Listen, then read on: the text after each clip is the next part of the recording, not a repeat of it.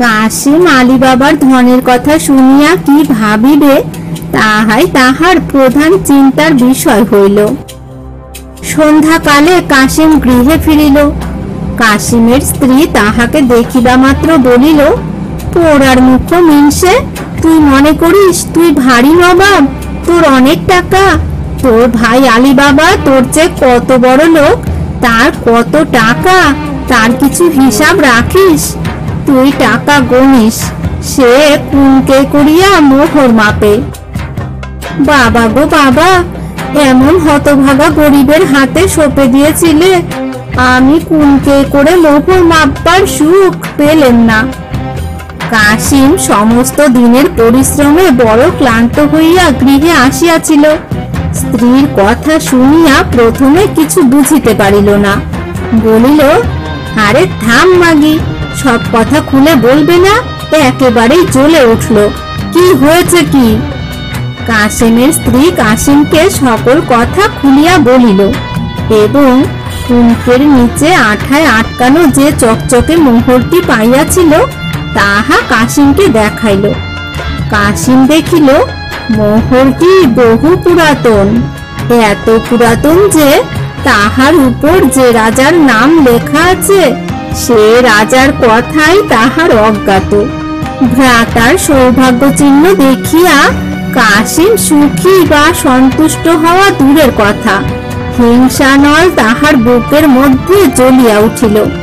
সমস্ত রাত্রি সেই জ্বালায় সে ছটফট করিতে লাগিল, একবারও চোখ বুজিতে পারিল না।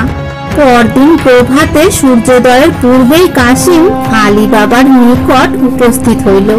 আলী বাবার প্রতি কাশিমের বিন্দুমাত্র স্নেহ ছিল না। তাহার গৃহে কখনো পদার্পণ করা দূরে থাক, ধনবানের কন্যাকে বিবাহ করার পর কাশিম আলী বাবাকে ভ্রাতা বলিয়া স্বীকার করিতেও লজ্জিত হইত। কিন্তু আজ সে আলী বাবার সঙ্গে দেখা না করিয়া থাকিতে পারিল না। কাশিম আলী বাবাকে বলিল, আলী বাবা, তুই ভারী কুটিল মানুষ, তুই দেখাস তোর অবস্থা বড় মন্দ, তোর দিন চলে না, কিন্তু এদিকে দেখি তুই কুনকে মোহর মাপ করিস। ব্যাপারখানা কি বল দেখি? আলী বাবা বলিল, ভাইজান, তোমার কথা বুঝিতে পারিতেছি না, খোলসা করিয়া বলো। কাশিম রাগ করিয়া বলিল, নে, আর ন্যাকামো করিস নে। সে তাহার স্ত্রীর প্রদত্ত মোহরটি বাহির করিয়া তাহা আলী বাবাকে দেখাইল। বলিল, এরকম মোহর কতগুলি পাইয়াছিস বল দেখি? কাল আমার স্ত্রী কুনকের নিচে এটা পাইয়াছে। তোর স্ত্রী যে কুনকে মোহর মাপ করিবার জন্য লইয়া গিয়াছিল তাহার নিচে, বুঝিয়াছিস? আলী বাবা দেখিল গুপ্ত কথা প্রকাশ হইয়া পড়িয়াছে। তাহার স্ত্রীর নির্বুদ্ধিতা দোষেই কাশিম ও তাহার স্ত্রী মোহরের কথা জানিতে পারিয়াছে, কিন্তু তখন আর কথা গোপন করিয়া কোনো লাভ নাই। সুতরাং আলী বাবা কিছুমাত্র বিরক্তি প্রকাশ না করিয়া সরলভাবে সকল কথা স্বীকার করিল। কি রূপে সে গুপ্ত ধনাগারের সন্ধান পাইয়াছে তাহাও বলিল।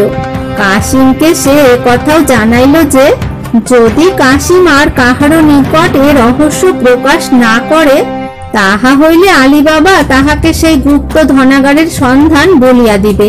কাশিম মেজাজ গরম করিয়া বলিল, তা তো তুই বলবি, তোর ঘাড় যে সে বলিবে, না বলিলে কি আমি তোকে সহজে ছাড়িব? আমি কোতোয়ালের কাছে গিয়া তোর সকল কথা প্রকাশ করিয়া দিব। ভবিষ্যতে তুই আর কিছু আনিতে পারিবি না, যাহা আনিয়াছিস তাহাও সরকারে বাজেয়াপ্ত হইয়া যাইবে। শীঘ্র বল, সেই ধনাগার কোথায়, কোন পথে সেখানে যাইতে হয়, কি রূপেই বা ধন পাওয়া যায়? আমি নিজে গিয়া কিছু ধন সংগ্রহ করিয়া আনিব।